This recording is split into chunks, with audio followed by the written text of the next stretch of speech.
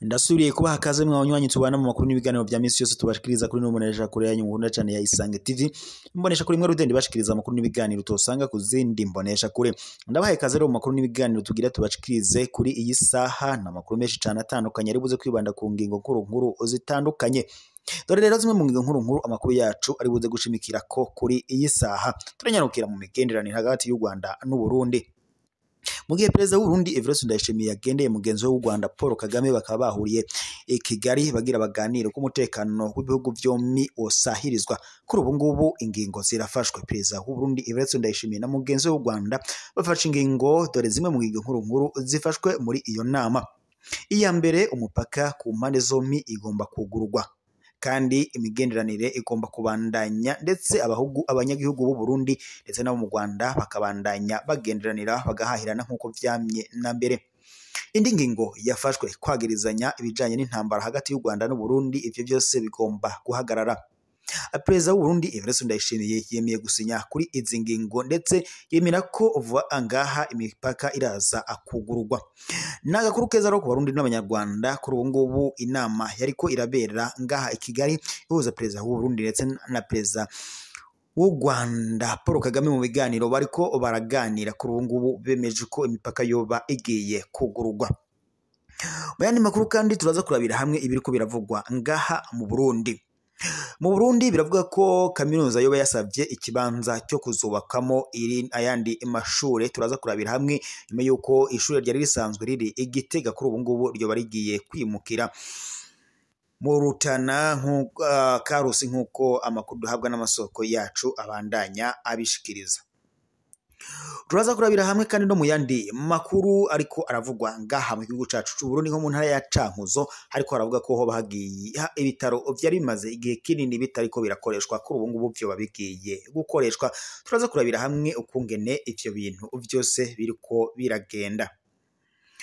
Turaza kubandaniriza kandi amakuru yacu kubiriko biravugwa mu Burundi, aho mukuru w'inama nkenguza amateka nyeniteka Emmanuel Sinzohagera yaraye yizewe bikarangira yambitswe irindi peti ngo abe umwepiskopi uzwi nka bishop mu rusengero rwa Methodist ini mu matora yabaye kuri uyu wa gatandatu igenekerezo rya 15 ntwarane mu 2025. Ibi bikaba byabereye mu mugwa mukuru w'igihugu ca Afrika y'Epfo muri Johannesburg. Reka romba hekaze mu makuru yacu ku buryo bw'idonido tugira duhere kubiriko biravugwa ngaha mu Burundi. Cankuzo ibitaro by'akarorero ngo byoba muri byo byahora muri komine Kigamba mu ntara ya Cankuzo bigiye gukora kuva muri uyu mwaka wa 2025. Ivyo rero bikaba byashikirijwe kuri uyu wa 14 ntwarane 2025 n'umushikiranganje w'amagara y'abantu ndetse no kurwanya sida Ridwin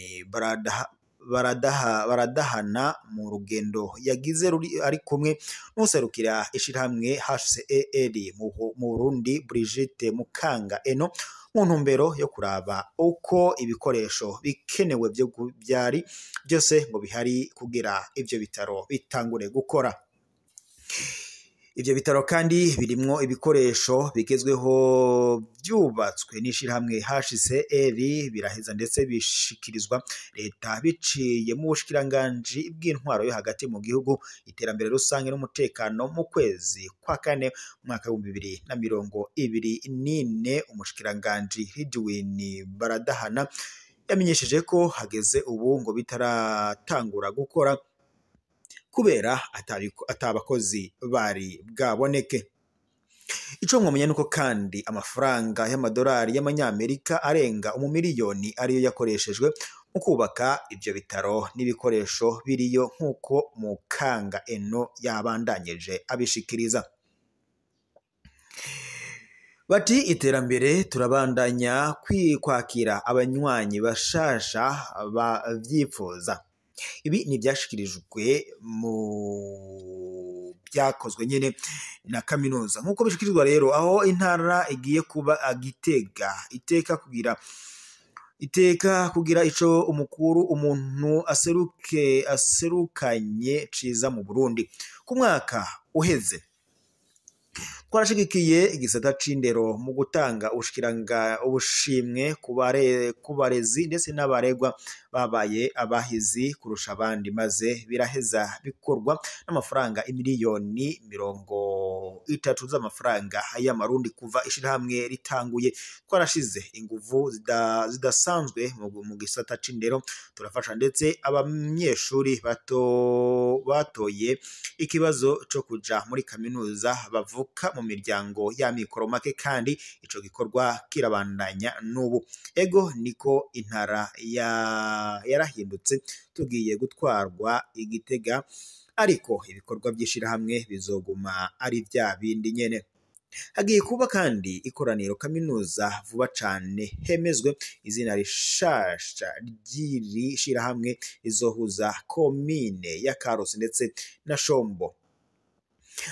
Twiyemeje kandi gushigikira ibikorwa by'iterambere mu ntumbero yo gushitsa yambona kazoza Sebarundi Evariste Ndayishimiye, aho muri 2024 Uburundi buzoba ari igihugu cifashe neza, mu mwaka wa 2060 ari umwaka Uburundi buzoba buteye imbere. Ivyo rero bikaba byaraye bishikirijwe n'uwahoze ari umushikiranganje w'uburimyi, ubworozi n'ibidukikije Jean Marie Nibirantije, asanzwe arongoye ishiramwe ry'imvukira z'intara ya Karusi. Yagize ati rivise ihangiro kandi ryo guterera mu iterambere ry'intara mu bisatra byose. Hari ibi rero bikaba hari ejo kuwa gatandatu igenekerezo rya 15 Ntwarante 2025 mu rubanza rwo kwipfurizanya umwaka mushasha watangujwe n'ibikorwa rusange mu gusukura isoko iri ku mugwa mukuru w'iyi ntara ya Karusi. Mu ijambo ry'ikaze buramatari w'intara ya Karusi Devota Nizigiyimana akaba kandi yamenyesheje ko intara ya Karusi yamaze kuronka abaje gusaba ikibanza co kubakamwo kaminuza, kandi ko bakaba baramaze kuronswa ico kibanza ngo harya impande y'ububiko bw'ibinyobwa bya Bararundi, ngo vuba cane iyo kaminuza ikaba igiye gutangura ibikorwa byo kubakwa. Ico twabamenyesha kandi nuko urwo rubanza rwari rwatewe iteka n'abubahwa batandukanye. Aha twovuga nka Isidori niyo kubgayo asanzwe ari umugenduzi mukuru mu bushikiranganje bw'intwaro yo hagati, iterambere rusange n'umutekano, akaba kandi yari kumwe na Colonel Atanaze Ndayikengurukiye, nkuko amakuru duhabwa n'amasoko yacu n'ubundi abandanya abidushikiriza. Tubandanije n'ubundi amakuru kubiriko biravugwa ngaha mu Burundi. Umukuru w'inama nkenguzamateka nyeniteka Emmanuel Sinzohagera biravugwa ko yoba yaraye yizewe yambikwa irindi peti ngo abe umwepiskopi uzwi nka bishop mu ndimi z'amahanga mu rusengero rwa Methodiste Uni mu matora yabaye kuri uyu wa gatandatu igenekerezo rya 15 Ntwarante 2025 mu gihugu ca Afrika y'Epfo mu mugwa mukuru w'ico gihugu i Johannesburg. Amaze gutorwa kwemezwa no kwambikwa ipete rya bishop, uwo murongozi yashimiye abamwizeye aca abemerera ko agiye kuyobora no gukorera ishengero rya Methodiste Uni uko agiye kuyoborwa n'Imana. Yagize ati iciyumviro canje ku Barundi no gutuma umuryango wa Methodiste Uni uguma ari ikimenyetso c'ivyizigiro, urukundo n'ibikorwa mu Burundi no hanze yaho. Yongeye ati ni akanya k'umunezero kuri jewe, ku muryango wanje ndetse no ku Barundi. Ubu ninahazwa bube ubw'Imana ushobora vyose.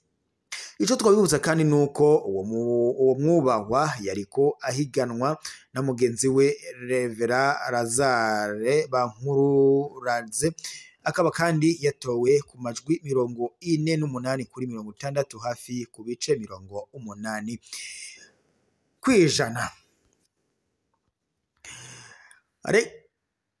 Reka rero mbashimire mwese twari turi kumwe mu makuru n'ibiganiro tubashikiriza ku muresha kure yanyu mukunda cyane ya Isange TV, umuresha kuri mwe rudende bashikiriza amakuru n'ibiganiro tosanga ku zindi muresha kure. Kandi ndabutse mu fyone sabone kubo watarafyonda ko ndetse munafyonde paketaje kugira muze munababambiye kubona amakuru n'ibiganiro tubashikiriza kuri no muresha kure yanyu mukunda cyane ya Isange TV, umuresha kuri bashikiriza amakuru n'ibiganiro tosanga ku zindi mbonesha kure imwe rudende ya Isange TV. Yari itekara no munezero ntangere kuba twari kumwe namwe mwanywanyi tubana mu makuru n'ibiganiro bya misi yose twamo tubashikiriza kuri no muresha kure yanyu mukunda cyane ya Isange TV, umuresha kuri mwe rudende bashikiriza amakuru n'ibiganiro byakorewe amatohoza haba muri politiki haba mu nkino haba mu ndero agateka kaze na muntu mu makungu politiki ndetse n'indi yose abari ko aravugwa mu kibano. Umuresha kuri yanyu mukunda cyane ya Isange TV bashikira ikabatorokaniza ayo makuru yose ku buryo bw'idonido ikabandanya iyabashikiriza uko yose yakabaye. Reka rero ntere yambo mwese mudukurikira mu gihugu cyacu cy'u Burundi abari mu ntara zitandukanye nk'intara ya Kayanza, Karusi, Bubanza, Gitega, Muramvya, Makamba, Karusi, Bubanza, Gitega, Muramvya, Makamba, Bujumbura, Rugombo, Rumonge ndetse n'izindi ntara zose ntabarije kudondora zigize igihugu cyacu cy'u Burundi. Mwese ndabateye yambo sino kwibagira bari dukurikira kandi bari mu bihugu bibanye nk'u Rwanda, Repubulika Iharanira Intwaro Rusange ya Kongo, Uganda, Tanzania, Mozambique, Zimbabwe, Zambia ndetse n'ahandi ijya nino kwisi mubandanye mudukurikira muherereye.